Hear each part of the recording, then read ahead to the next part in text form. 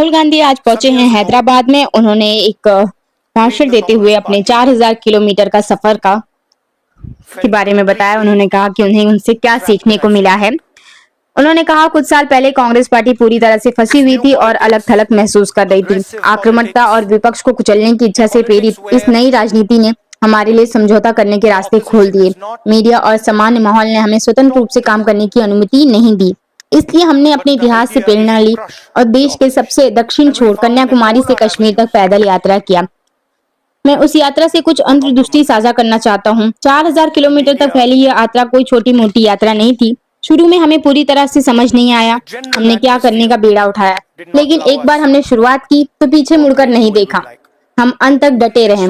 इस यात्रा ने दो मुख्य सबक सीखे। दुनिया भर में हमारे विरोधियों का क्रोध, भय, घृणा एक विकार है। हम इन भावनाओं पर उनसे मुकाबला नहीं कर सकते। वो हमेशा हमसे आगे निकल जाएंगे और हमें मात देंगे।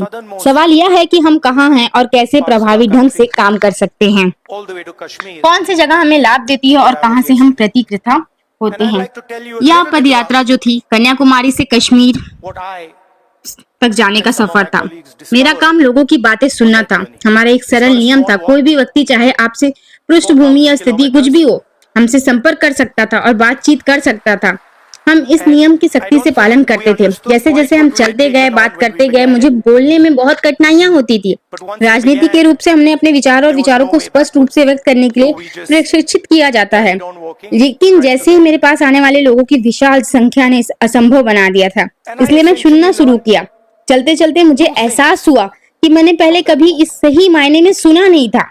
मैं बोलना और सोचना तो जानता था, लेकिन सुनना नहीं जानता था।